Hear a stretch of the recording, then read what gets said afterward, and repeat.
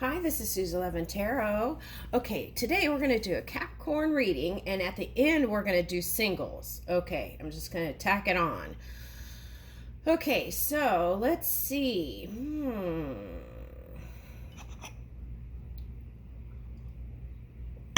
Let's start with what energies we might be working with here.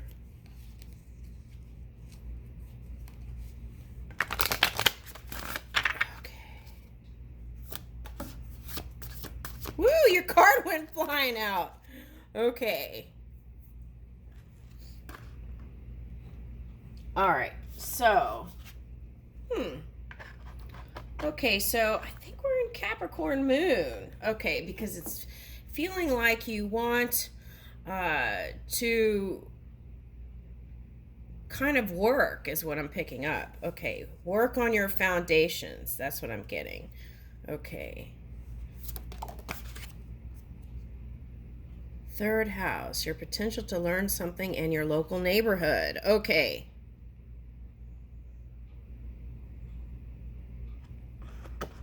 All right. And if you can't get out, I binged on social media yesterday. There's all kinds of ideas on the internet, right? Okay, so. All right.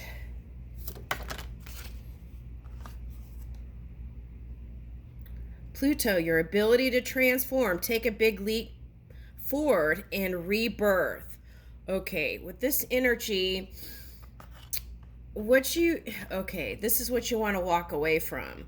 You want to walk away from seeking approval from others, because whatever happened, right? It was a big learning curve for some of you. Okay, and that's why this learning card came up. It was a big learning curve for you. Okay, and so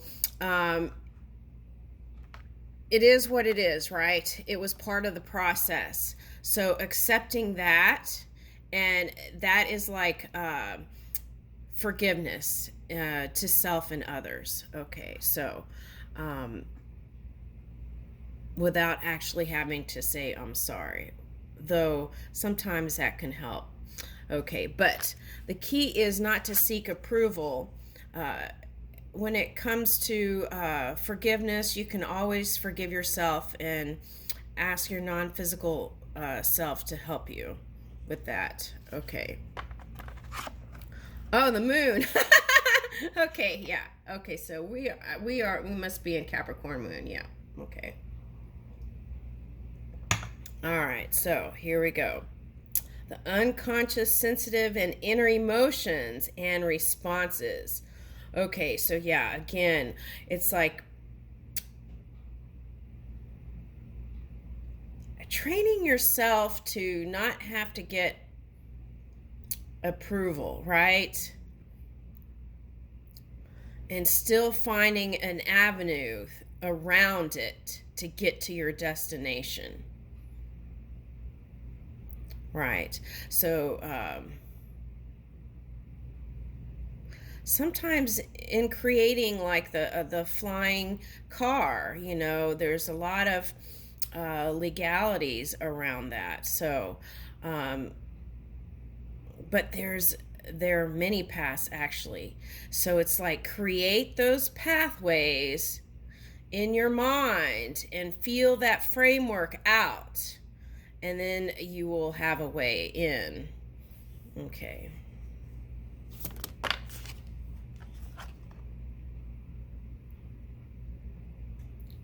Gemini. The energy is... Okay, so... Okay, this is... Mercury retrograde is flipping. Okay, so not flipping, but some of you will be dancing, because some of you probably had plans that were kind of,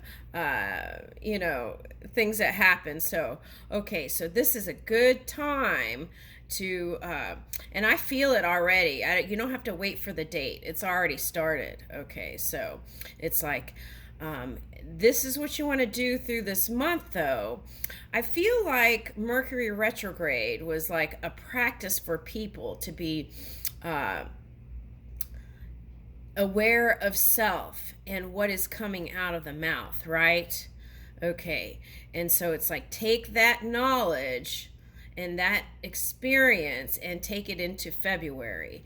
Watching and thinking before you speak, right? Okay. Sometimes when you're a channel, it just comes out, right? But you can still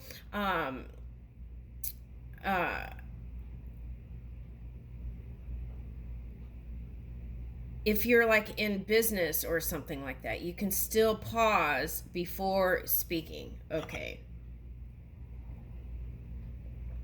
All right. And that way, it'll be more, I feel like it'll be more fun and playful. Okay.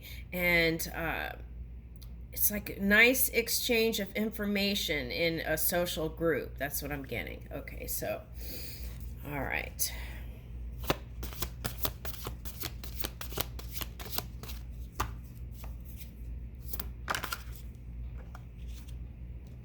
Broadening your horizons either spiritually, academically, or on a long journey. Okay. All right. So I always say if you're trying to get enlightened, you don't really have to go anywhere.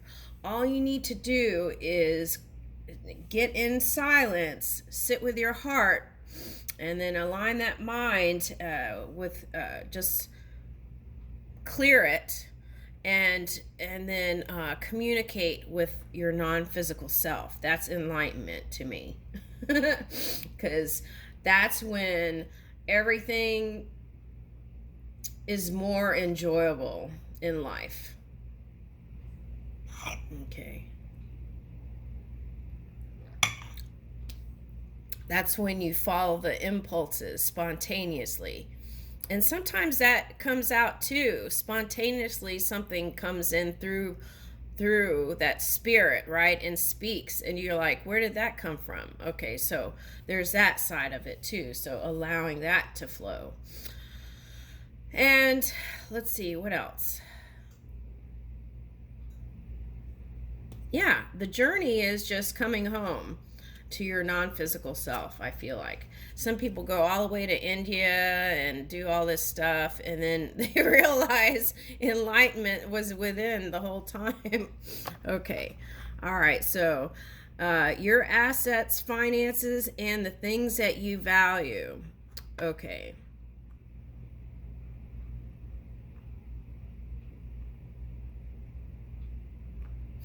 I feel like as a collective, we're like trying to kind of reset priorities during these times, and realizing how important connections are. Okay. And that material things can be finite. And so a lot of us have been trying to work on connections, and sometimes you have to have two cooperative components, right?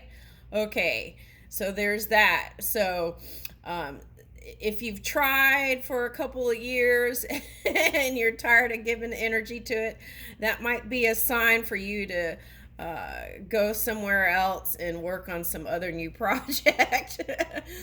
And then maybe that'll come together, because there has to be two willing parties, right? Okay. And sometimes people practice certain energies and for so long that it's like accepting what you can't change and then loving them unconditionally, right? And for some, afar. Okay. Home and the roots of your being. Okay, so yeah, that's what that was. Okay. Yep. And some of you want children, and this is a great time, especially if you're with a Libra. I feel like this is a good time to try. Okay. Okay. All right.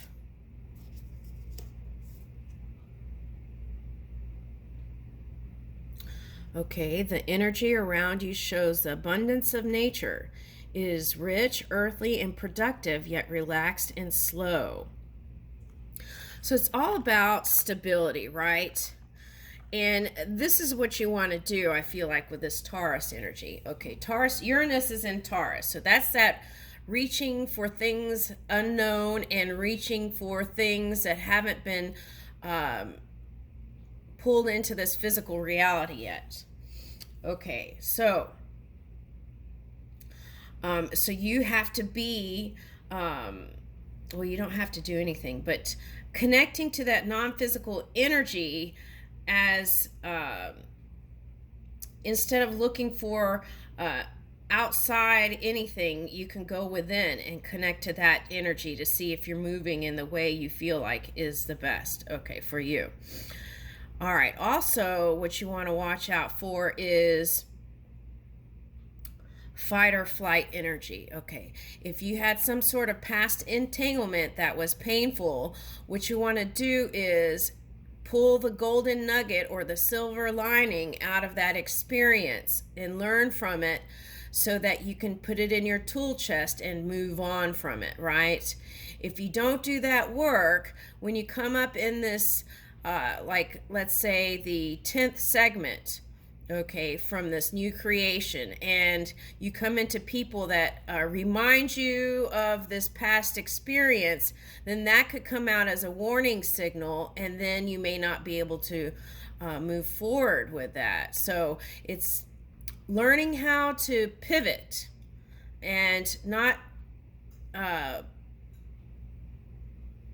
sometimes past life recall in fear is something from a past life and it comes up. So there's that too. And for that, I would suggest self-hypnosis. That's what I would suggest for that. All right, now. All right, so it's like building that foundation and being productive and going steady is what I'm feeling here. And then here's that Uranus energy. See, it's like Aquarius is Saturn and your Uranus, and Taurus has Uranus. So it's Uranus. So in technology, some of you all are going to excel big time.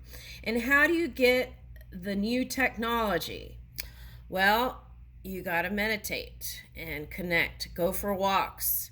I always like walking meditation. It's like being present in the moment, but clearing your mind and then connecting to that energy that's in your heart. Okay, and walking with it. Okay, so that practice can help you bring that mat experience of meditation, that vibration to your everyday work life. Okay, so I feel like that's really important.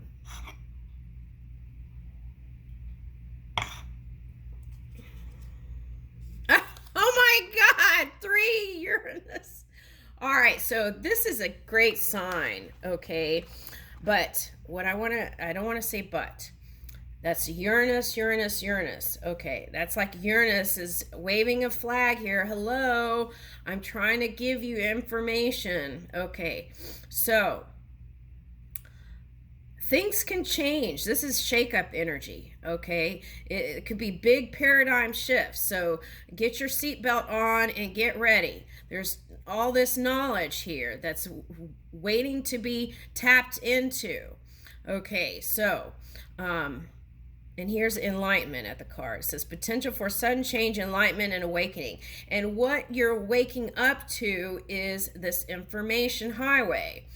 So in order to do that, you have to stay out of this Pluto energy of the past, extreme fire energy where you were angry and fighting, and use that chi energy, that fire energy, to tap into this technology energy. Okay. Now, if you're not that technical, this could still be the same. It's like Spirit will give you information right? For you to go to the right places, to connect with the people who understand all the systems and stuff like that. So, wow, this is a lot. These are a lot of pathways here. Okay, so what you want to do is any kind of residual energy that was not positive of the past, learn from it and release it, surrender it, let it go, because this is here ready for you, okay, to pick up and receive. Wow. Okay. Now, I feel like the key, that's what I was saying with this, is taking that fire energy and moving with it. Socialize, travel, move in confidence, have faith. Okay, move knowing that you have access to good fortune all the time by keeping your mind clear in positive places. Okay. This is sociability, being able to connect with others and share information and exchange. It's like power in numbers. Okay. Wow, this is great. Okay. Yeah. Okay, so now what you want to watch out for is entanglements with family or lovers, and yeah, keep those positive as much as possible and know when to give it energy and not, because you have to focus on this, moving this. Okay. All right, so what you want to watch out for also is okay, I won't name any names, but sometimes if you have a unique idea, right, you kind of squirrel it away. In the past, some scientists did. Okay, and then but I feel like, okay, so get the patents on them, right? I don't know. You have to go within and figure that part out. What is right for you, okay, when it comes to that kind of stuff, when you get this new technology information. Okay, so the key is to stay in positivity and not fear, okay, because fear attracts all kinds of unwanted things, and then what you want is this technology to come through in this reality. And if you're in fear here with the Scorpio energy, it may take generations and generations before it can be brought back. So the key is stay positive and stay out of fear when you get all this information. Stay in love, positivity, right? Okay. And watch out for excess, though. That's what I feel like is important here. Okay. Hone in on your craft and let that be the dominant energy. Okay. And if you can, try not to be tempted too far away from your creation. That's what I would say with this card.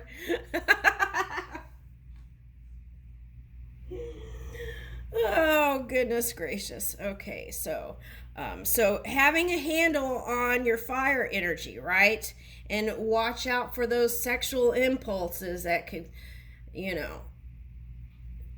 it's like be open and loving and move with it, but know when to come home to your creation. Okay. All right. And communicating. I feel like this is important with your lover, for someone. Having open communication and letting them know where you stand with them is very important. Because if they're in this Sagittarius energy, they might try to pick at you to try and get get a reaction or something. That came up in a reading in the past. So, and that had to do with like not low self-esteem and all that. So the key is just keep them in the know, you know, so that keep them in the know in the love department, right? So that they're not guessing where they stand with you. I feel like that's really important, because I feel like you really want to grow with this person, but I don't know that there has been necessarily this openness. Okay. All right. Okay, it could be two love languages too, right? Because men are more sexual and women want more emotional and that kind of stuff. So I would suggest for this particular person is to see if you can do more of that, right? All right, so this has been the Capricorn reading. Now I'm going to do singles. And I'll timestamp it. Let's see, where are we in the time? Woo, I don't know if I have time.